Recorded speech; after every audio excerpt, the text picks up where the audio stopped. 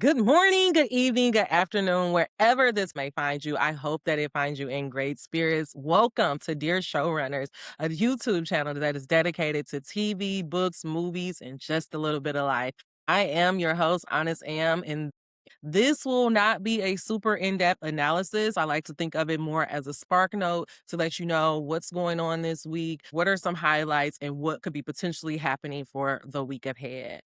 I would like to say that I have never been on Big Brother, but I would love to be on Big Brother. And I am looking at it from an emotional, intelligent, strategic, as well as from a future contestant's point of view. So let's go ahead and get into this. A little bit about me. I am the creator of Dear Showrunners as well as Honestly Sis. Dear Showrunners has a podcast. Honestly Sis is a newsletter that is all about lifestyle, spirituality, and becoming your best self. If you want to learn more about that, please go check out www.honestlysis.com. Let's get into it. I have been so excited to do this video. On the docket today, we would be doing an introduction. I will let you know the status of the house, who's the HOH, who's the veto winner, who was on the block, and of course, who went home. I would give you some week one highlights that may or may not have been aired on the TV show this week. Some BB do's, some BB don'ts. And then I will wrap it up with Dear Ashley, as well as some final takeaway and possibly predictions. And some spoilers. Definitely got some spoilers because I already know who HOH, and I can already tell that week 2 is going to be a fucking mess. So let's go ahead and get into it. This week, the status of the house, HOH. I feel like if you're watching this show, you are aware. This season, we had 3 vets or reality icons. I'm doing this quotation marks around the icons because how is Angela Murray icon? She was only on television once. But however, in this day and age, people like to think words don't have meaning. So Angela Murray was brought back into the house, as well as Dee and Rick Devens from Survivor. And so in the very first HOH competition, brand new house guests were not actually able to compete for being the HOH, but they were able to compete in safety. The HOH competition was only between the 3 returnees or the 3 vets, and D is who ended up taking the HOH. Now, when Dee had the HOH, her plan was to target Mallory. Another thing to say, I am a heavy live feed watcher, but I'm not going to get super into the details, but I do want to kind of fill in the blanks of stuff that you may have not seen on the show. So before the feeds were live, apparently Mallory, Melanie, and Lyric were hanging out super, super tight.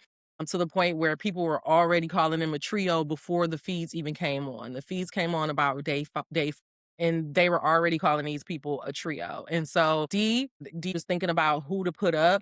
She said that she didn't talk to Yas, she didn't talk to Taylor, and she really haven't talked game to Mallory. And her target was actually to get Mallory, who was on the TV, who was on the screen if you're watching this right now in red. Her target was to get Mallory out because she wanted to break up these littles. So our nominees end up being Taylor, Yash, and Mallory. And Mallory ended up winning the HOH. So putting Dee in this bind where she had to come up with another person to replace Mallory on the block, and who she ended up picking was Ashley. And so at the end of the week, our three nominees were Taylor, Yash, and Ashley.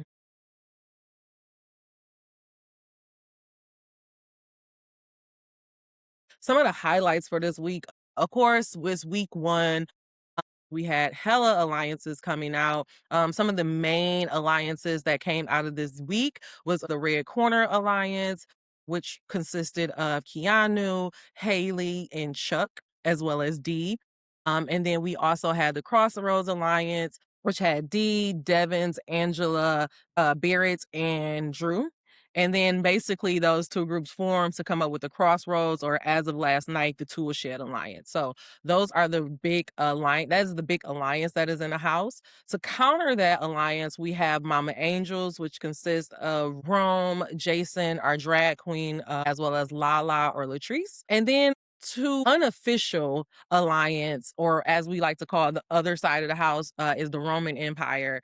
And that is basically Rome, Lala, Jason, the Littles, which will be Melody, Lyric, and Mallory, as well as Taylor and Yash. But because they were on the block, they weren't really able to set in stone some alliances. But back on like day 5 or day 6, Taylor and Yash was talking about a pool. And they were basically talking about like, hey, if we survive this week, then I think me and you should definitely team up together.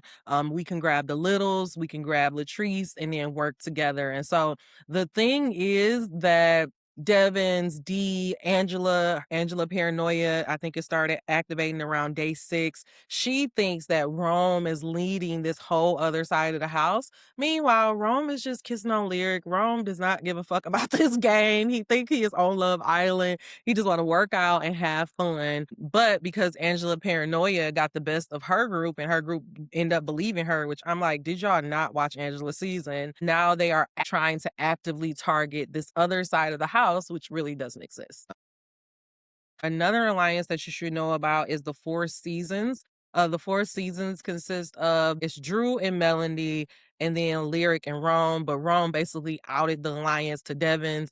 We gonna get into why these people just keep spilling a strategy and their alliances to everybody. Like it is kind of ridiculous. So the alliances that came out of week 1 is the Red Corner, the Crossroads, which end up turning into Red Cross, which is now the Toolshed Alliance, Four Seasons, and Mama Angels, an alliance that we really need to look out for, an alliance that I think is going to be a sleeper and is going to go under the radar is Yas and Taylor, because nobody is paying attention to them anymore because now the two sides are going at it. Showmances, you already know day 2, Rome and Lyric were sucking faces, sleeping with each other, kind of unheard of. But then I went back into the BB history, and apparently Brendan and Rachel started in week 1. So who knows? This may actually be a good thing for them. But I know they're about to be fighting for their life because if you are like me, if I see a showman's, pew pew, I'm taking it out. Another Flirtymance to look out for.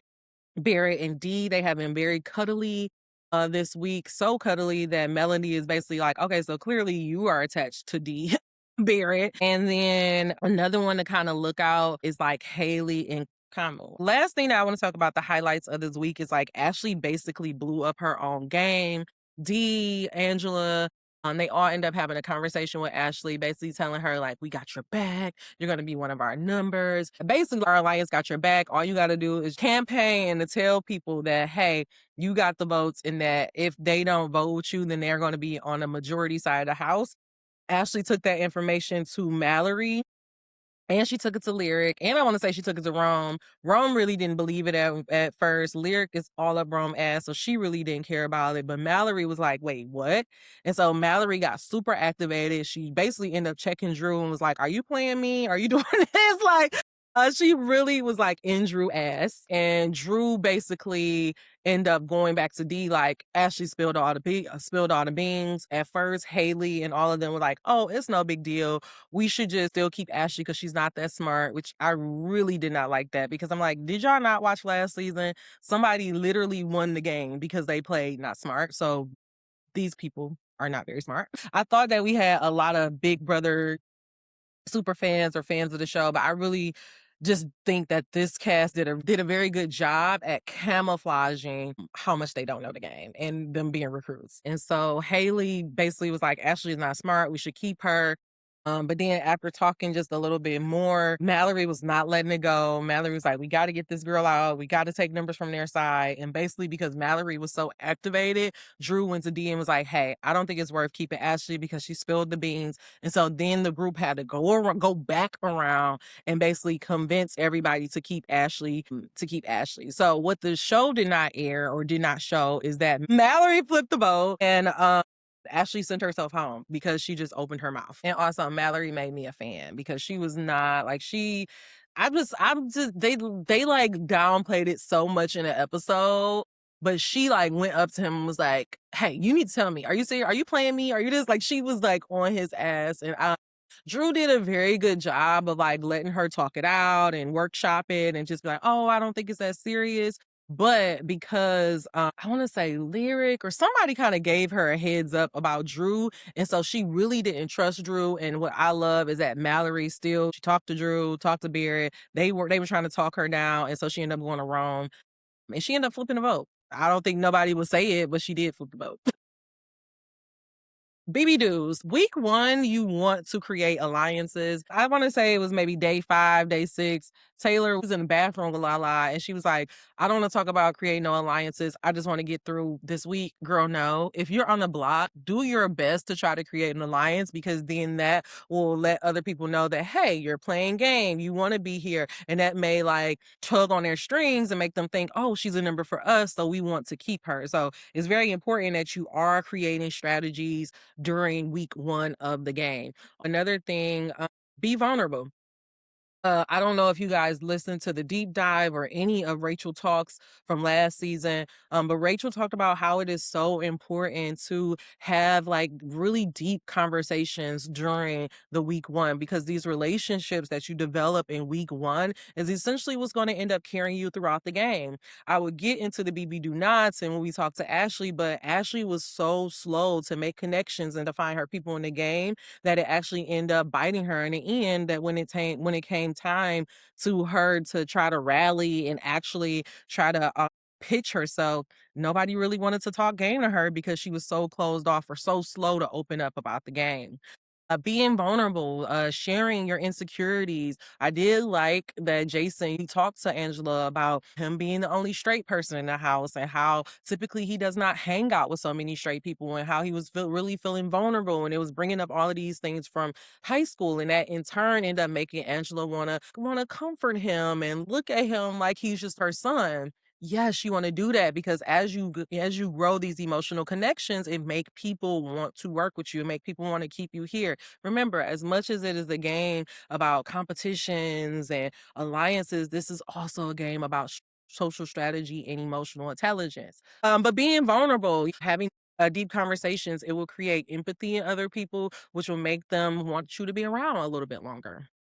Be strategic. Because it is week 1 of the game, I think that it is very natural for people to want to go and find the people who, are familiar to you. But when you are doing that, you have to be careful. I think when you are new in this high pressure situation, it may create this false sense of loyalty. And then you start spilling your game, you start spilling all of this stuff. But it's like, no, you want to be very strategic. The other thing I want to say about this be strategic, I want to take my head off to Taylor. Taylor was on the block and but she wasn't, to me, I wish she was more active, but then again, because she was not so active, that's how she survived the week. So there is something about think it, be it, do it, and then the other group will just naturally gravitate towards it. Taylor and Yash just really had this attitude of, okay, yeah, I understand it's week 1. This is the game. Somebody had to go up, but we about to come off of this. And we're gonna play low and cool until the end of the week. And they end up surviving. But this being strategic, Taylor, she was not really feeling Ashley, and she didn't feel like Ashley was really being into the game, and so she used her connection with D. If you do end up on a block on week 1, use this as an opportunity to talk to the HOH and build an alliance there. And I love that Taylor was able to do this because Taylor basically got it to where no matter what the houses were doing, if they were split or not, she got D to agree that she was going to keep her no matter what. I also love that Taylor, she got the person that she wanted on the block. Before the veto meeting, everybody pretty much was talking about Melanie because she turned her back on Mallory. Mallory got, we all saw it in the episode. Mallory got voted. She started crying. They said she was crashing out. I'm like, damn, is crying crashing out now? Like, I did not know. I did not know these kids' terminologies. But Melody started distance herself, and because she started publicly distancing herself and saying how she don't want to be attached to Mallory, it turned people off of the house. And they're like, this girl is not to be trusted. And so she was going to be an easy shoe in, but Taylor was looking at Ashley and she saw that Ashley didn't have any connections. And so she kept pushing Ashley to get up on the block. Using D's same mentality. Hey, you said that you were going to pick somebody of every single group to go up there. This group didn't get picked at all. So what about Ashley? Meanwhile, the whole reason why she wanted to get Ashley on the block is because Ashley said that she didn't try that hard. You don't say that in BB. You don't say that in BB. My bonus BB dudes, let's this debate about the first HOHs, I did do some research to try to see like what is the win percentage of the first HOH and then to go on the winners of the competition. It's less than 20%. So it doesn't look pretty good. But from my point of view, I always say it's hard to say what type of Big Brother player you're going to be because we're not in the game. We have not played the game. The thing about Big Brother and the reason why we love it and we keep coming back is because it is this game that is constantly growing and evolving because the game changes based on the cast, based on the themes, based on whatever the producers want to do that year. And so it's constantly changing and constantly evolving. And so it's hard to say, well, if you're this type of player, but I would say if you are this type, if you are a type of person who is direct, who like having control and who's not afraid to make big decisions, then I think it would be beneficial for you to have a first HOH because you then have the luxury of creating a power structure and setting yourself up for the game and hopefully creating a structure around the house. But if you know that you are not somebody who like confrontation, somebody who struggles to make decisions, then it may be better for you to not take the first HOH and kind of just float it out, make connections, build your strategic alliances along the way. BB do not. BB do not. Do not click up.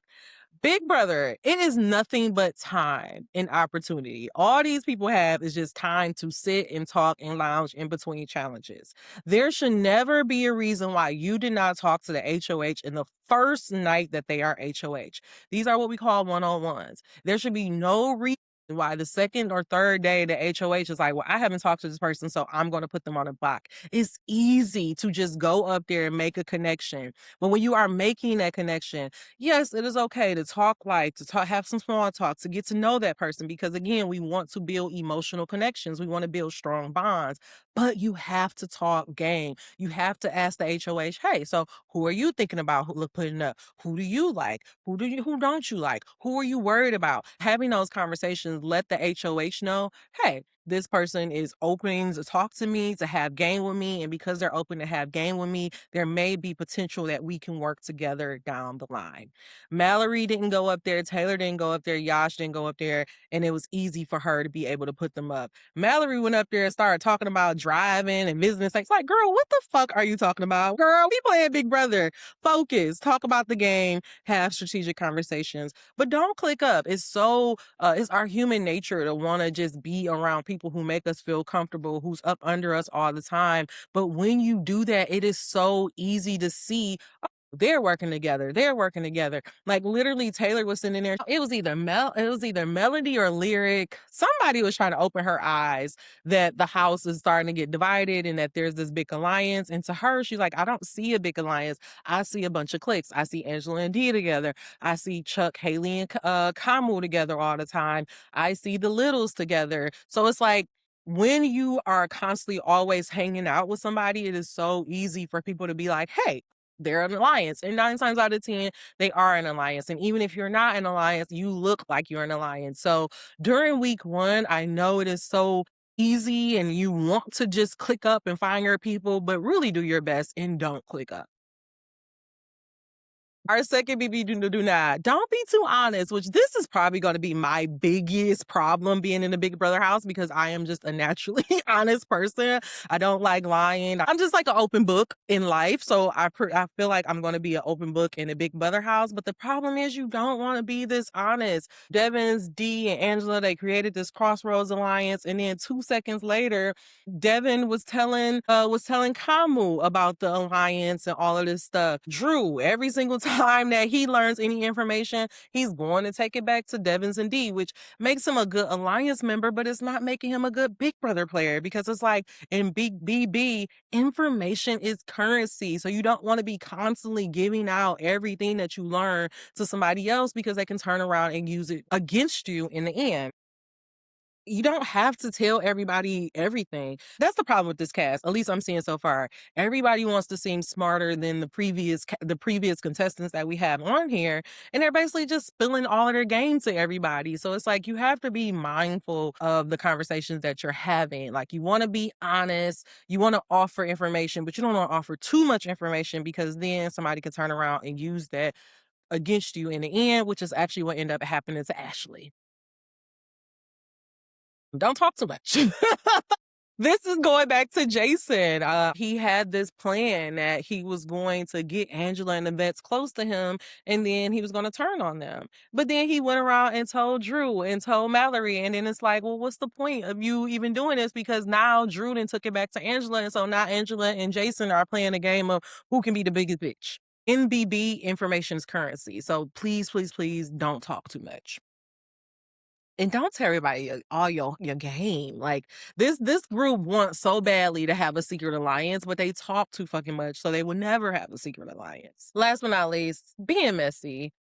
Say being messy, but this is like, don't assume you know everything. Like, there is one thing to watch Big Brother and to be a fan of the show, but you have to know that you don't know everything. Also, don't assume that you know who these people are connected to. It's week one. You don't know who's connected to who. You don't know who's in alliance with who. So it's like, you have to be mindful about the information that you're giving out. So basically, the biggest takeaway for week one is just, don't be messy. Don't tell your game. Keep some information to yourself. Don't click up. Spread out. Be low key. Be calm. Make connections, but also don't make so many connections that people can easily spot out your alliance. This week, our evicted house guest was Ashley. So that brings us to our Dear Ashley segment. First of all, Dear Ashley, I'm going to be honest. I don't believe that you never had a burger. So sorry, girl. I do not believe that. I genuinely feel like you were just put on a wrong show. You should be on Love Island because you are a gorgeous girl. I really have high hopes for you, but I kind of feel like, sister, you predicted your own downfall. You literally said in your pre-interviews that your mouth is going to get you in trouble and that you may say something that you're not supposed to say, and that's exactly what ended up happening. When people come to you and say, "Hey, we got your back. We're going to watch out for you." Guess what? Just let it happen. Just sit back. Just enjoy the rest of the week. Even if they tell you, "Hey, you should do this, you should do that." Don't listen to them. Remember, this is your game. Also, make connections. You got to make those game connections a little bit sooner. It's okay to be the cool girl and the chill back, but you got to get in there. If you ever get to come back again, I just hope that you actually get yourself in the game. But I just feel like you didn't get the fairest shake. I feel like you were on the wrong TV show, but it was fun to have you around. I'm glad you got to have your first burger. I don't really believe it, but I'm glad you got to have your first burger on BB. But Ashley, baby, you wrote your own check. You got yourself evicted. If you just would have been quiet and just kept that information to yourself, or even if you would have told Mallory, "Hey, I'm telling you this information, don't tell nobody else." You and Mallory, y'all could have had y'all own little alliance. You could have survived a week, and then y'all could have worked on attacking that big alliance come next week. But because you spilled the beans a little bit early, they dumped you, and now you are not on the show anymore. I hate to see it. That what was it, 14-0 vote, or that was brutal. But I hope that you don't take it personal, and hopefully you get to enjoy the rest of the season like we did. You are a gorgeous first group.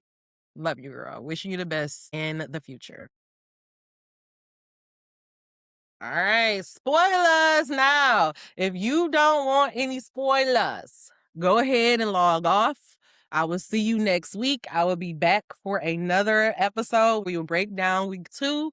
But for those that want spoilers, we are about to get into it in 5, 4, 3, 2, 1. Spoilers! Big Brother!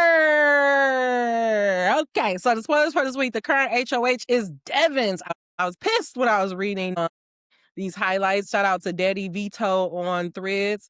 I was pissed when I was reading the overnight updates. Apparently, the feeds were super active.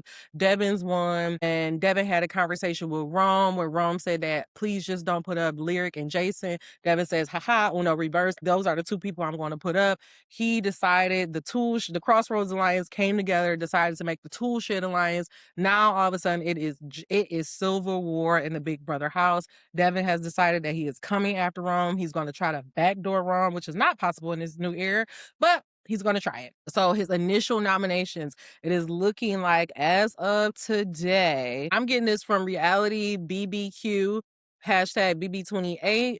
So the initial nomination plans are Jason, Lyric, and Melody with a potential backdoor from Rome. At first, I hated this idea because I'm like, I don't want another steamroll. I hate that the vets have another win.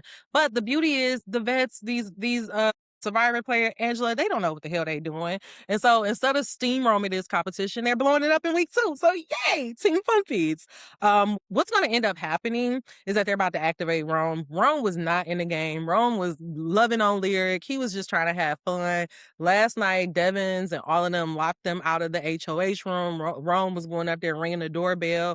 And he ignored him. Meanwhile, Rome just sat there and waited until everybody left, and then he was able to see all the people who were in the HOH room. And right now, I'm recording this at 2:00. They said that Rome's going around checking everybody that locked him out of the room. So this is going to be a messy ass week. Angela said that if Jason be dramatic at the nomination meeting, then she's going to go ahead and expose him about the stuff with the mama. But the current target for this week is Rome. I hate it, but I also love it because I think this is about to activate Rome. The reason why I like these nominations, but I don't like these nominations. If I was Devin, I just would have put up Lyric and Rome, because guess what? If you leave Rome off the block, Lyric is going to pick Rome for Veto. Rome, somehow, some way, Rome chip is going to get there. If Rome chip get pulled for Veto, then he's going to pull Lyric off, and now Devin is going to be trying to scramble and figure out who else he's going to put in that place, and then he's going to be exposed, and now Rome is actively coming for you. So my prediction for this week is Jason and Rome is about to get super activated. Jason or Rome is going to come off that block, and I predict that there's going to be a bet on that block next week, especially if they don't win power, which I'm praying that they don't win power. If Angela end up winning next week, HOH, well, I want to say I'm gonna be done with the season, but I'm going to think that the producers are like fixing the competition for them. Straight up. But that is it. That is everything that happened in the first week of BB. Our next episode will be out next Monday, where I will go over week 2, letting you know all of the good stuff, who actually went home. We'll do our Dear Evicted House Guest letter. And then if you love the spoiler section, again, I will let y'all know who is potentially going home. But thank you, friend, for listening to my very first analysis episode. Please let me know what you think in the comments. Do you agree with my takes? Do you agree with my BB do's and my BB don'ts? What are some of your BB do's and BB don'ts? How would you play the game if you went in there? And who do you want to go home this week? All right, put all of that down below, and I will see you again for next week. As always, dream them dreams. Never let the internet rush you, and never, ever let someone tell you what you cannot do. I am Honest Am, the creator of Honestly Sis, as well as Dear Showrunners. Check us out whenever you got time at www.honestlysis.com. If you love this video, please, please, please give us a like, subscribe, come back next week. And if you really, really loved it or got something from it, share it to your social media timeline, because you never, never know who may love this. All right, that is it. Honest Am outside of the Big Brother house, but I will be back next week for a little bit more gameplay, strategy, breakdown, and maybe even a couple of life lessons. Bye-bye.